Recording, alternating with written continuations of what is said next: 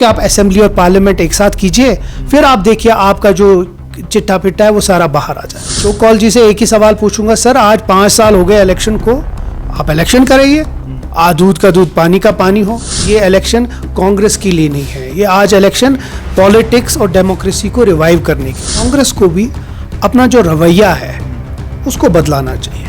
BJP लगातार खुश आ रही है, लेकिन ये भी सवाल खड़ा करती है कि ऑल इंडिया अलायंस जो थी वो टूट गई है। जिस तरीके से पीएचडी पर भी सवाल उठे कि पीएचडी भी बनी गई थी, लेकिन उन्हें भी अब जो है कहीं वजूद में नहीं है। मेरे साथ बातचीत करने के लिए नेशनल कॉन्फ्रेंस के चीफ स्पोक्स पर्सन तनवीर साहब, सबसे पहले बहुत बहुत इस्तकबाल। एक अचानक सा झटका मिला इंडियन अलायंस को, नीतीश कुमार भागकर चले गए, बीजेपी में का दामन थाम लिया है। अफसोस है कि एक इंडिया ब्लॉक के एक इम्पॉर्टेंट मेंबर चले गए हैं, बट इससे ज़्यादा एक बहुत इम्पॉर्टेंट बात है कि आइडियोलॉजिकली आप लोगों को क्या सिखा रहे हैं कि आप एक दिन एक सियासी पार्टी के साथ एक आइडियोलॉजी है और दूसरे दिन आप उस आइडियोलॉजी को चेंज करके किसी और सियासी पार्टी के साथ जाते हैं। जहाँ तक उनका जाना है वो चले गए, इंडियन अलायंस इससे कमज़ोर नहीं होती है, बट हाँ थोड़ा झटका पहुँचता है। बट इसके साथ मुझे लगता है बहुत इम्पॉर्टेंट है कि कांग्रेस को भी अपना जो रवैया है उसको बदलाना चाहिए। आज बड़े भाई के हैसियत से जो रीजनल पॉलिटिकल पार्टीज़ हैं उनके साथ बैठ के उनकी बातें सुनना, उनके जो एस्पिरेशंस हैं उनकी बातें सुनना। आप वो नहीं दिमाग में रख सकते हैं कि आप कांग्रेस पार्टी हैं, बड़ी पार्टी हैं, तो आप छोटे जो आपके कंस्टिट्यूएंट्स हैं उनको आप इग्नोर करें या उनकी बात नहीं सुने। शायद वो भी कहीं एक रीज़न है कि कुछ जो रीजनल पॉलिटिकल पार्टीज़ हैं वो नाराज़ हो रही हैं। तो मुझे लगता है एक बड़े भाई की हैसियत से कांग्रेस को भी समझना चाहिए कि आज ये इलेक्शन कांग्रेस के लिए नहीं है, ये आज इलेक्शन पॉलिटिक्स और डेमोक्रेसी को रिवाइव करने के लिए है। अगर उस पर कांग्रेस चलती है तो मुझे लगता है इससे ज़्यादा हमें नुकसान नहीं होगा। अगर नहीं चलती है तो जिस तरह नीतीश कुमार चले गए बहुत लोग जा सकते हैं। सवाल ये भी उठा रहे हैं, भाजपा के अशोक कोल साहब की पीएचडी भी बनी थी, कहीं वजूद में नहीं है। पीएचडी तो है, आपको कौन कहता है पीएचडी नहीं है? भाजपा के, बट भाजपा तो कह रही है, इसीलिए तो वो डर रही है इलेक्शन से। अगर भाजपा इतनी कॉन्फिडेंट है तो मैं अशोक कौल जी से एक ही सवाल पूछूंगा, सर आज 5 साल हो गए इलेक्शन को, आप इलेक्शन कराइए, दूध का दूध पानी का पानी हो।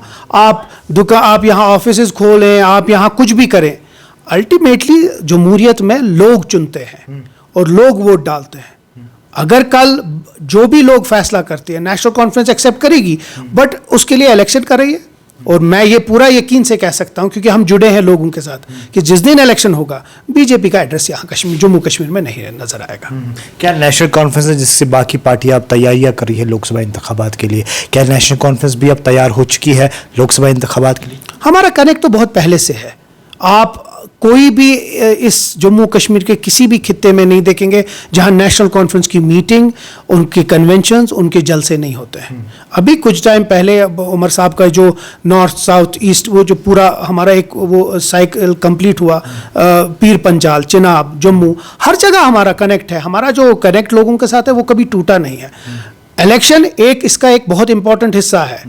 ये हमारे जो कनेक्ट है उसी की वजह से बीजेपी डर रही है, नहीं तो इलेक्शन कब का किया होता उन्होंने। आखिरी बात जानना चाहूँगा, जैसे बार बार माफ़ कीजिएगा, बीजेपी कहती है कि अब जो 6 सीटें हम लोकसभा इंतखाबात की है वो बीजेपी किसी भी हाल में जीत पाएगी। अब लोग नेशनल कॉन्फ्रेंस के साथ नहीं है, पीडीपी के साथ नहीं है, बल्कि ये एक उन्होंने जो धोखा है पिछले 70 सालों से दिया है, ये मानना है भारतीय जनता पार्टी। यही चीज़ वो करगिल में भी बोलते थे।